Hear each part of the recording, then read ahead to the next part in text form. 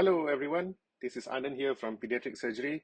Welcome to the weekly research talks. In this series of talks, I think a lot of effort have been put in by all our colleagues here to try and build some research capacity amongst you guys. And I think for most of you here, this topic is not foreign. I think at some point in your career, you may have been involved in creating a scientific poster or even putting up a poster in a conference. Now, what we aim to do in this talk is to learn together to see what are the elements and components that you need to deliver an effective scientific poster. Before I start, I would like to take this opportunity to first thank you for being present and being a part of this. But at the same time, I also like to apologize for not being here in person with you through Zoom because I've had prior commitments. I'm probably catching a flight to a location out of the country. So, without further ado, let's look at how to design a scientific poster effectively. So what I want you to do right now is to do a little thought experiment. I want you to think of what a scientific poster typically looks like. You have attended scores of conferences. You at some point somewhere you definitely would have seen what a scientific poster looks like. On your walk in towards the department of surgery, you would see posters on your left in the corridor. In the boards that have been put up, you would have seen them time and time again. So close your eyes, have a quick think on what a typical poster looks like to you, a scientific poster at that, and we'll visit that in the next slide. So yes, exactly. Erase those thoughts forever. And I dare say this that 99.9% of the posters that you see in a local or international conference, they are problematic. They are not designed well. They don't communicate the information well.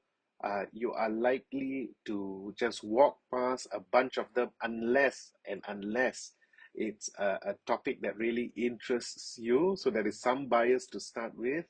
Very rarely do you stop in front of a poster simply by looking at it and thinking like, wow, I actually want to have a look at what this is and what they're trying to talk about, simply because the design and the way the information is organized has captivated you in some way or other. So why? Why does this happen in the first place, right? Now, the problem is that about 90% of the scientific posters that you've seen in the conferences and in the corridors of the university are actually horrendous, all right? So naturally, what has happened over a period of time is that all these poorly presented posters, poorly designed posters now appear to you to be the norm, right? So to overcome this, I think you need to have a long, hard look at how you have been designing posters and what your ideas of posters have been all this while, and then take a stepwise approach to correct them. Okay? So, what are the natural tendencies that kick in when we start to actually design a poster? The first thing is to think that I've done this work. I have this research output. I've put in so many hours doing crafting a good introduction, a thorough literature review.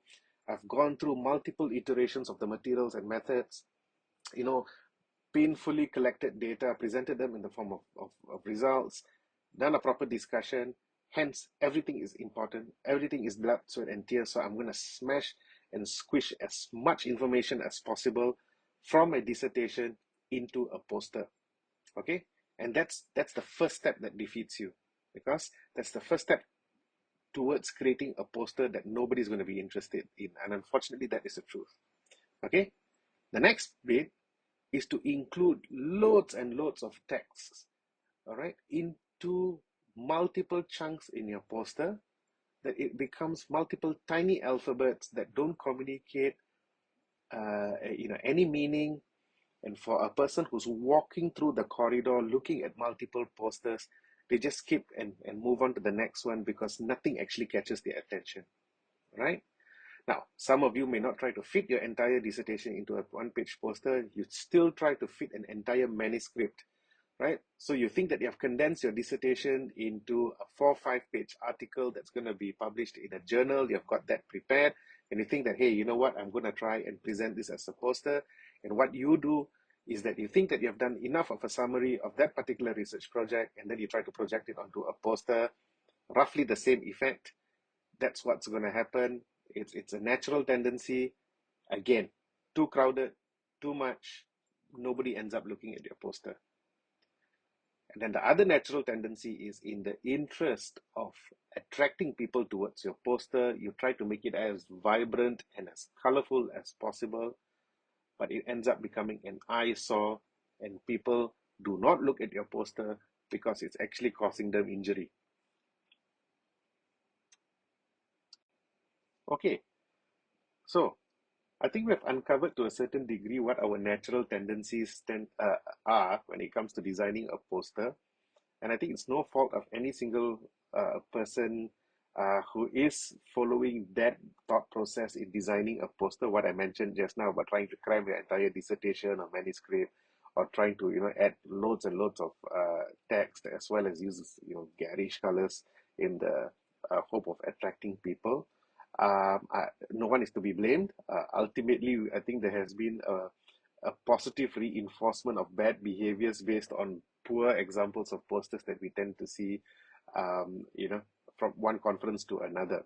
So I think it's only good for us to reset our expectations and to have a rethink of what actually our poster is meant to do. What is its function? Okay, and this may come as a surprise because what what we have traditionally thought a poster is supposed to represent is essentially what we shouldn't be doing. All right, and what I mean by that is this: a poster isn't a medium for a data dump. Okay, you don't use your poster to communicate every single detail of your research. Okay, and you don't dump in a bunch of information littered with technical lingo where only a select small group of people will understand or even appreciate. Okay, and that is the pitfall that many people tend to walk into, right? Have a rethink on what actually do you want your poster to achieve. Your poster should actually be a tool for networking in a broader sense, right? You put up, you've done important work, you think it is impactful, you essentially want to tell the world what you have done and achieved, and you want that to have an impact, a broader impact. So you present it to a wider audience. All right. But that's not going to achieve its objective if nobody looks at it in the first place. All right. So what you should aim to do is to put it out there as and imagine that it is the first medium that's going to pull people towards you and your research project. So that requires a bit of commitment. What you need to do is you need to be by your poster when it's time for the poster viewing. There's usually some time baked in the conference for people to do a walkabout looking at posters. Stand by your poster. Make your poster attractive, well designed, so that people are drawn to your poster.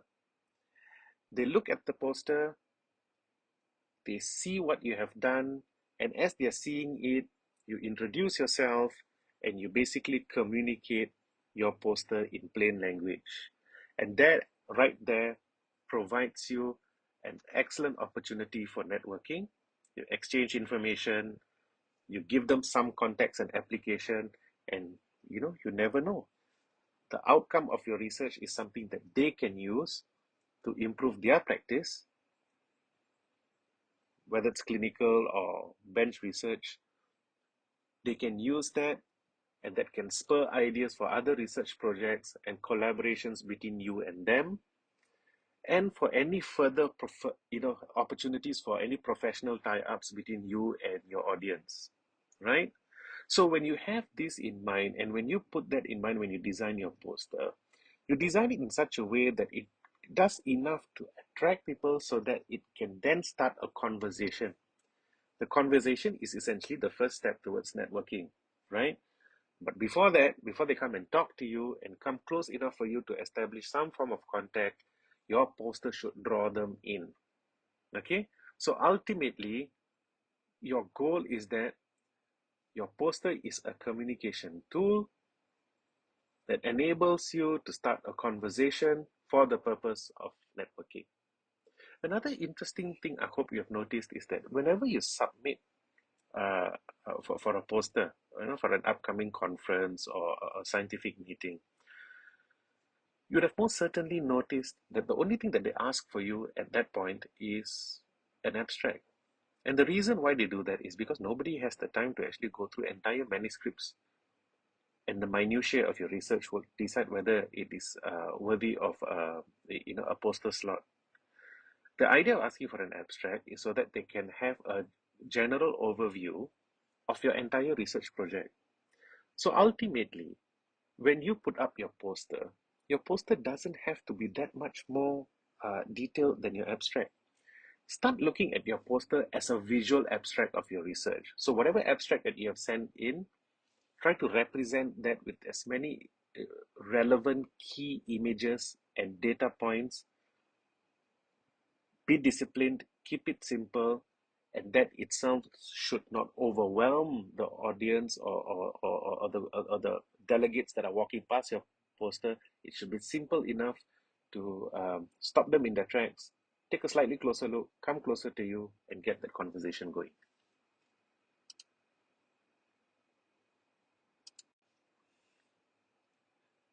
Now, pretty standard looking poster, right? Lovely.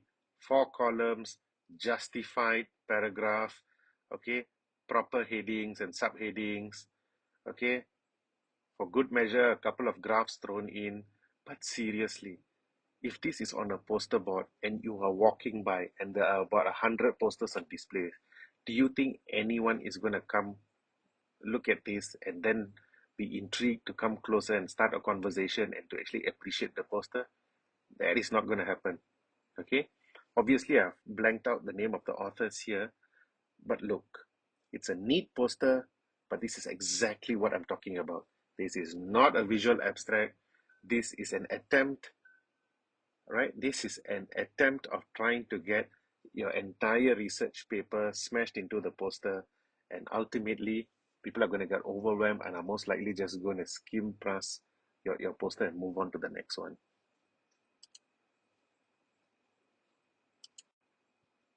Another example, okay? Just a bunch of text printed on a big piece of, you know, poster paper. Nobody's going to look at this, I'm pretty sure, unless you have a very specific interest in the topic.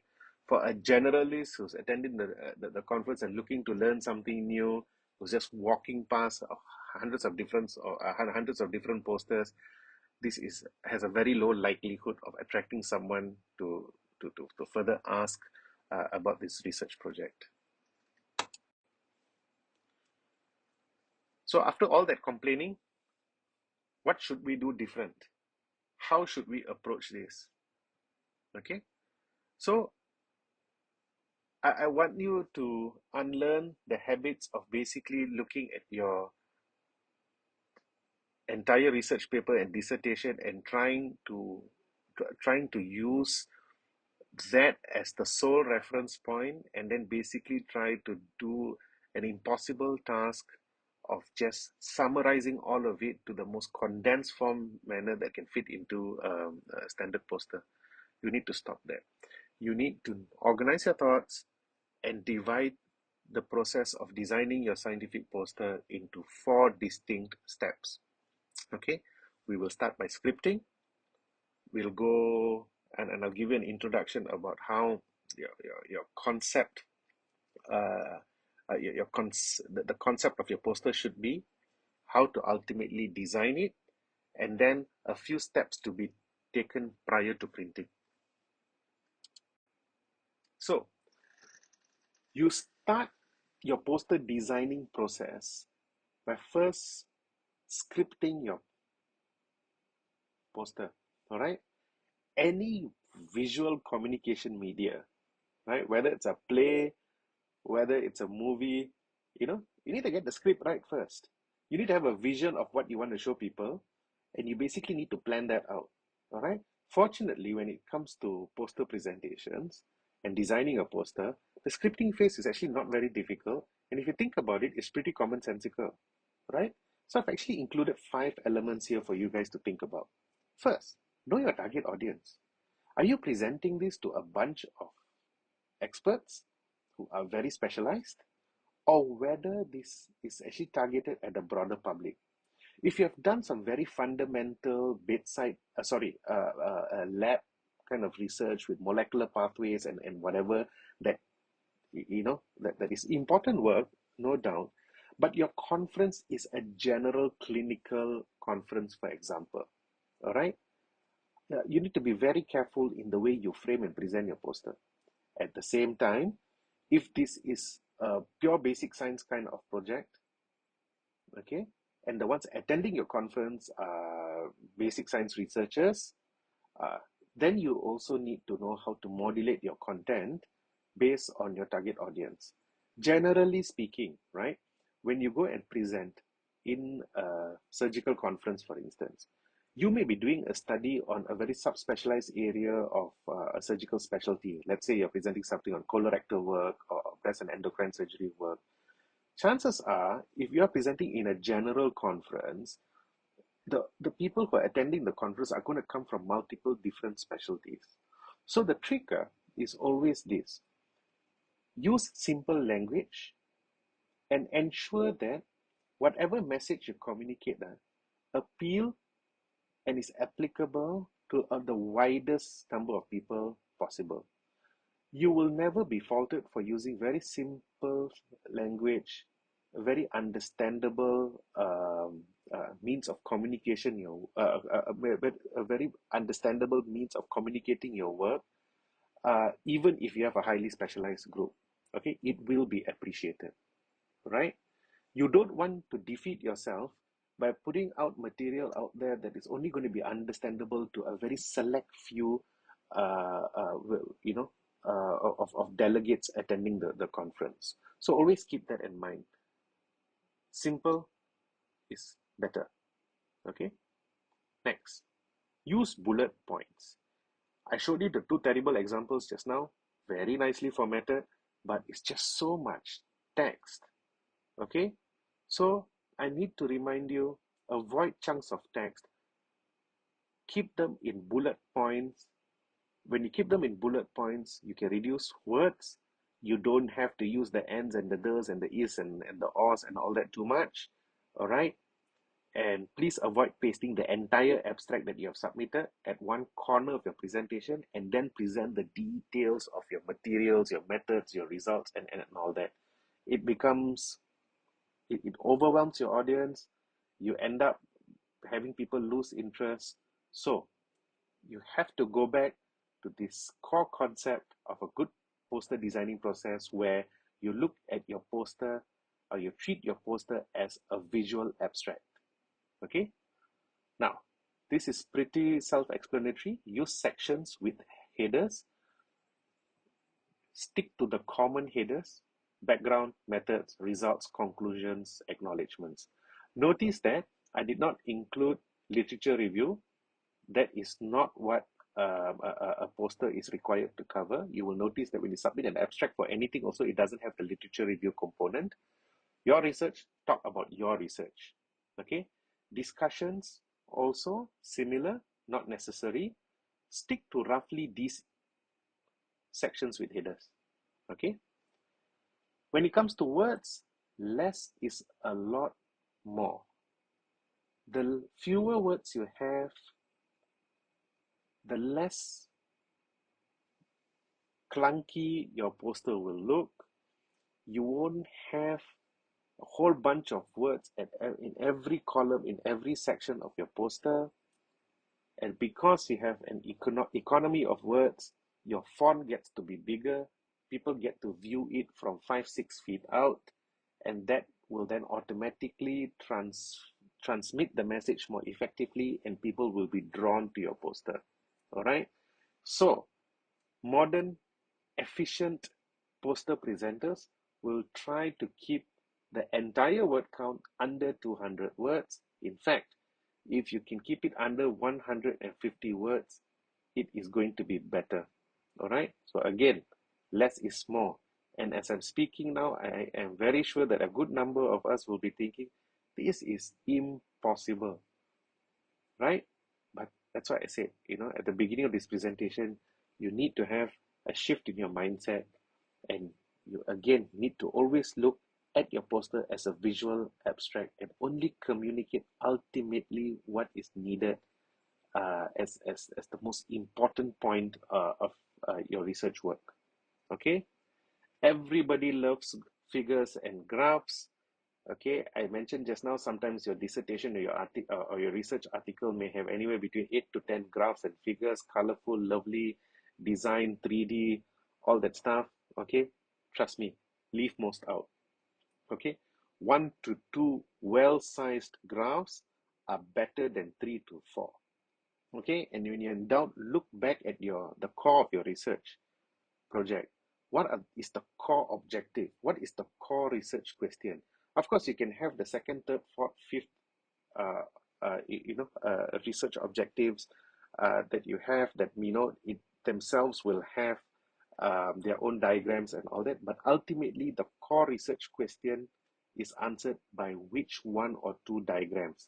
Put only those in. Okay, so ultimately choose what is most pertinent. Okay, you've done the design part. Sorry, you've done the scripting part. Let's go to the concept. Okay, how should the outlook of your poster generally be? Okay, so you need to think first of what is the layout and size. Okay, now you're submitting a poster. The guidelines are out there. The guidelines are out there for a reason. If they tell you that the size is going to be X, Y, Z, X by Y by Z, please stick within the limits. The last thing you want to know is you want to do is to print a poster that's larger than the stipulated size, only for you to find out that the reason they put the size there in the first place is because the board can only accommodate a poster of that size. Okay, so please understand the importance of size and margins. Margins are particularly important because when you actually print it out on an AO poster printing paper, and when you cut the edges, you don't want your text to be too close to the margins because not only is it not aesthetically pleasing, you also meet the risk of actually cutting part of the information out. And I've seen this happen in some posters. All right. I always tend to advocate to design large. That means when you make the poster, you design the graphics, the picture, high resolution, very large, and then shrink it down to the actual required size. Because then what happens is you will never have image degradation and picture and your image looking pixelated, right? So always design large whenever possible and then shrink it down to the desired size as per the requirements of the organizer. All right. As far as panels are concerned, right? So you can see that the top two images, these are horizontal posters, all right? And the panels are stacked one after the other, so there is a very clear flow. The ones beneath are vertical posters, right? And then you can see that the pieces of information and segments are divided from top to bottom or side by side. Either way, it works, okay? The important thing is don't scatter them around randomly. Now, sometimes for creativity, you may have a central graphic and hence you may arrange your uh, text and graphic and charts around the central image. That is completely, totally acceptable. Just that if it is not as straightforward as this, you can sometimes use arrows to guide the flow of how the delegate is supposed to read the poster, or simply number the sections. Okay. Now, if you look at those gray areas within the poster templates that I've showed on the right of the slide, you will find that there are edges being left there on purpose. Okay, it serves two reasons, right? It avoids information from being cut off during printing. It also avoids the appearance of a cluttered poster. All right. And when you have bits and pieces of information arranged nicely with, with areas that don't have any print or graphics, in this case, those areas that are gray in color, these areas that don't have any pictures, do not have any text, are called negative spaces. And under the design section of this talk, I will emphasize to you the importance of negative spaces. So we have discussed scripting, we have discussed the concept of your poster. Now we're going to look at design elements. Hopefully this is slightly more fun. Okay, so I'm going to explain each item by item in the following slides. All right, so design elements, color choice. Please, you don't need to use all the colors available on your color palette in Microsoft. All right, avoid using striking colors throughout your poster. I've seen fluorescent green, magenta, fluorescent yellow, font in purple.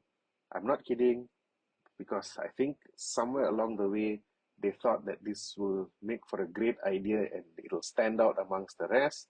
It will stand out amongst the rest.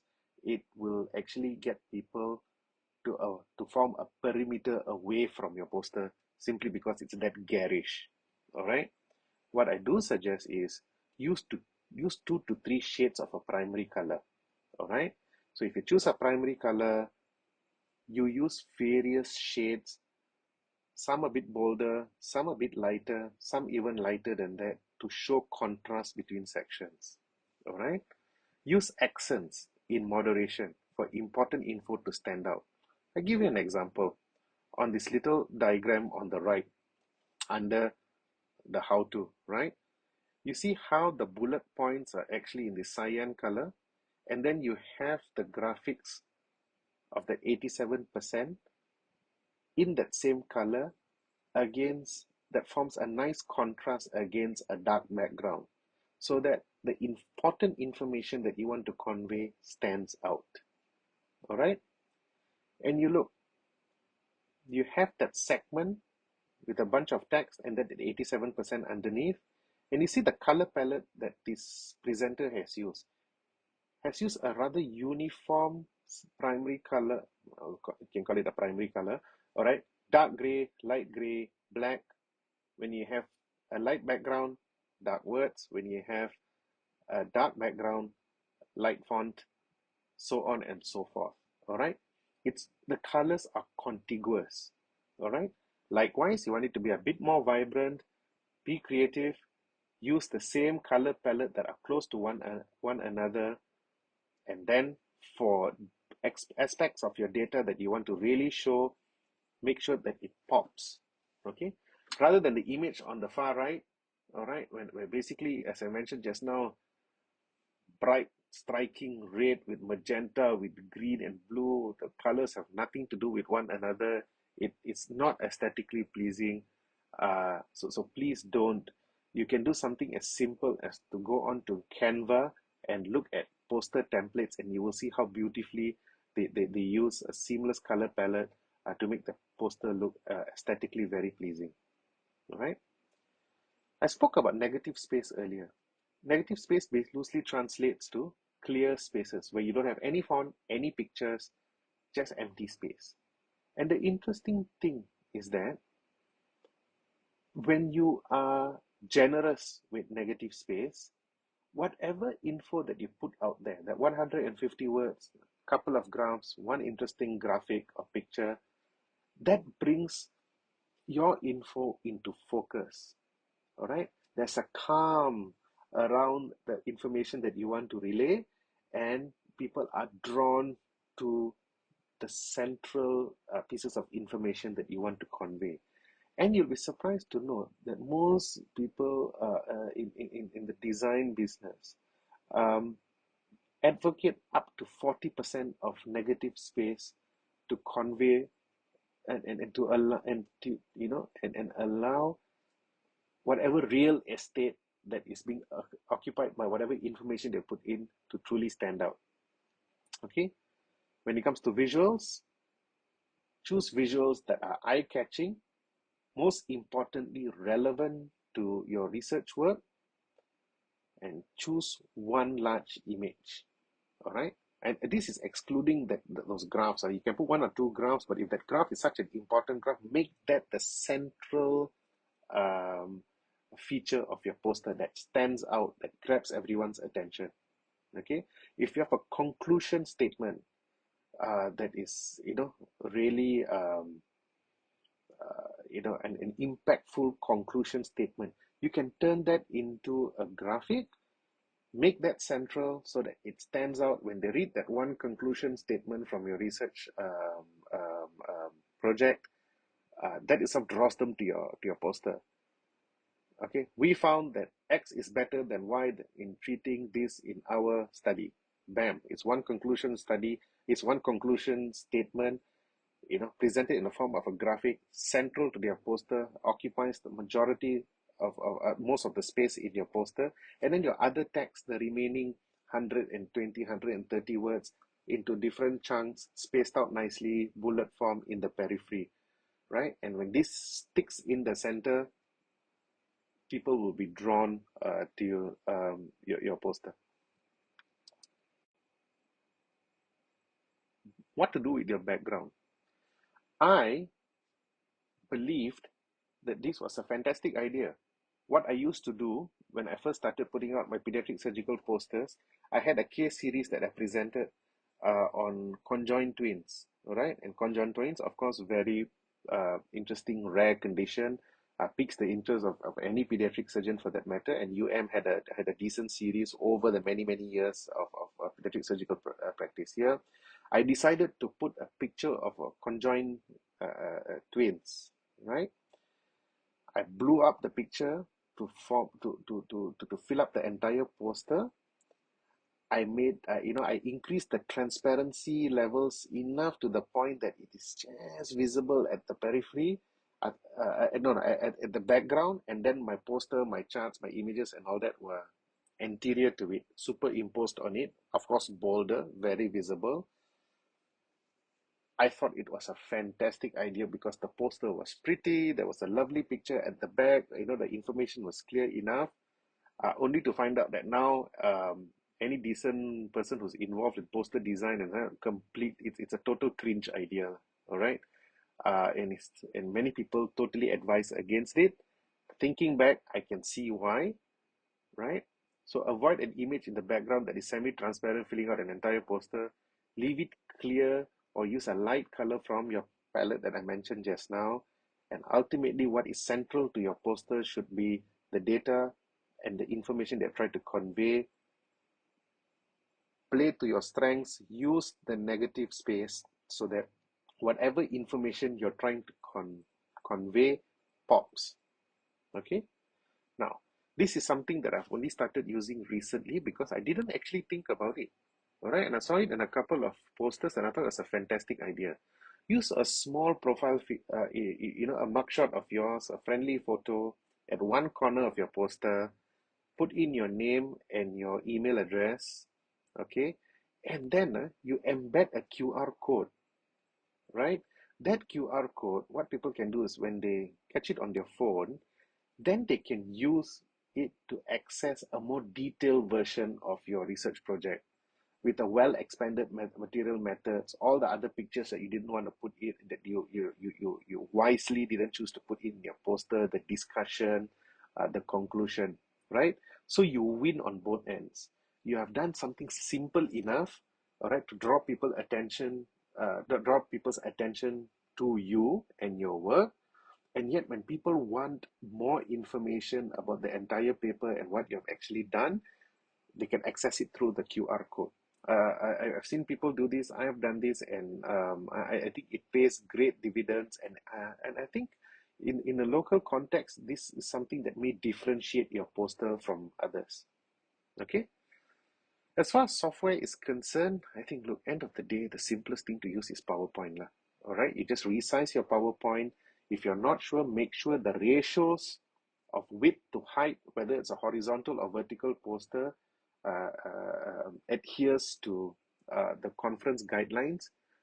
You can proportionately increase the height and width to design your poster, and then shrink it down to what is required for printing, so that you won't have you won't suffer for your images and your font and all that won't suffer from pixel degradation. Okay. um, yeah, so PowerPoint, Canva, if you're a bit more adventurous and more technically um, uh, you possess the technical ability to use Adobe Illustrator, sorry for the typo there, use it. All right, so these are the three main choices.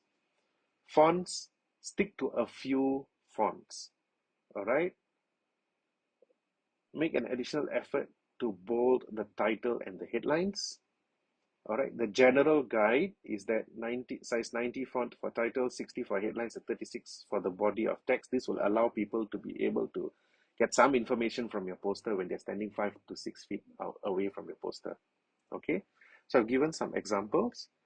Okay, good title, good body text, good title, good body text, good title, good body text. Stick to the standard prints where people can read from a distance and is easily recognizable. All right, the one on the right, too fancy, unprofessional, and from a certain distance, it's going to be difficult for people to actually make out what you're trying to say.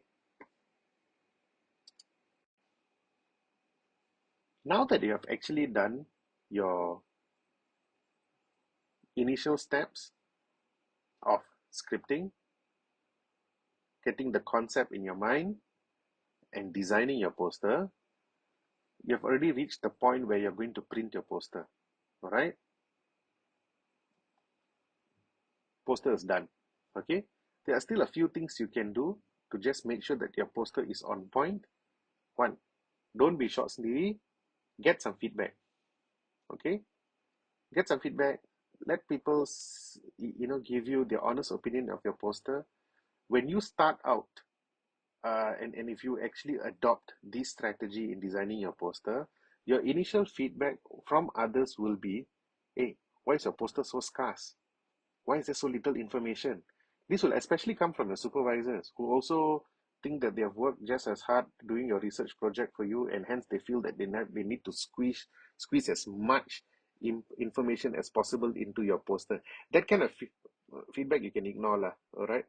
Tell you beforehand. But having said that, of course, if your poster is too bare and it doesn't communicate essential information, that is problematic also.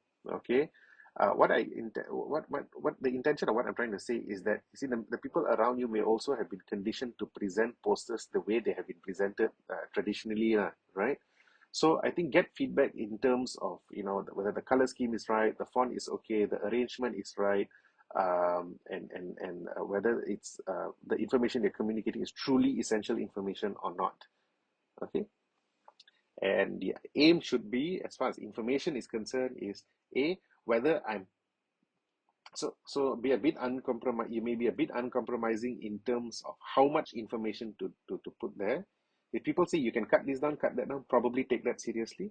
If people say, hey, this is not exactly essential, or this is, I think you should add this in, replace rather than add, if you get what I mean. Okay, it's always worthwhile to print a dummy poster. So your poster may be a big A0 size poster. Print it in an A3 or on an A3 or A4 piece of paper first, and hold it in your hand and look at it in front of you directly to see whether the spacing, the way it's arranged and all that is actually looks good or not. All right, so basically a miniature version. And sometimes it's not clear to you the design elements and cues and how they play out for an audience until you have seen a miniature version of it. Okay, sometimes when you're printing or when you're saving your file, depending on what kind of medium you use, you will be prompted whether you want to use RGB, what are the color profiles that you want to use. Simple summary: for printing, use CMYK. For e-posters, use RGB. Okay, if you cut and paste an image into your poster, make sure that the resolution is not less than 300 dots per inches. Okay, that's one. Where to print? My favorite place to go to, super reliable, always been on point and very reasonably priced, is at Polo Enterprise, Section 17. So you go to Section 17, you will see this opposite Jaya 33. There will be a bunch of this, I think this walk-up shop houses come flats with only 2 or 3 levels. Some of them are just a single row of shops, right? I think they're semi-concrete, semi-wooden structures, and that's where they normally have their pasar malam also. My go-to for the last 10, 15 years has been Polo Enterprise. The uncle, auntie, and their kid are running a printing enterprise there. You Google it, you will find it. Super reliable, very reasonably priced. That is still until today my go-to place. What to print on? Gloss paper is undoubtedly nice, has a brilliant cosmetic effect. The appearance looks great, it looks premium. Uh, I, Sometimes I still print on gloss paper, but I find that depending on the conference venue, if it's not the right kind of soft light and it's a kind of harsh light, when you use gloss paper, what happens is that it can reflect quite badly, and then when people stand away from your poster, you have a great poster, but there's some disservice done because the light reflects against it, and then that kind of blinds people. So the general advice is, if you can avoid, if you unless you know what the lighting is, stick to matte paper. You can also print on, cloth printers. Sorry, you can also get the printer to print on some certain type of specialized fabric where you can then even fold it and then put it up. So the choice is entirely yours. So this right here is my thoughts on how a nice looking poster should be. All right, an affiliation logo, clear title, contiguous color scheme, well-defined sections, easy to follow. I will still argue that too much text. You can cut down text further.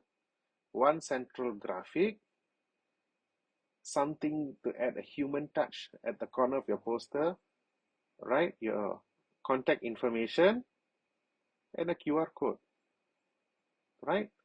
So aspire for your posters to look somewhat like this with, again, lesser words if possible.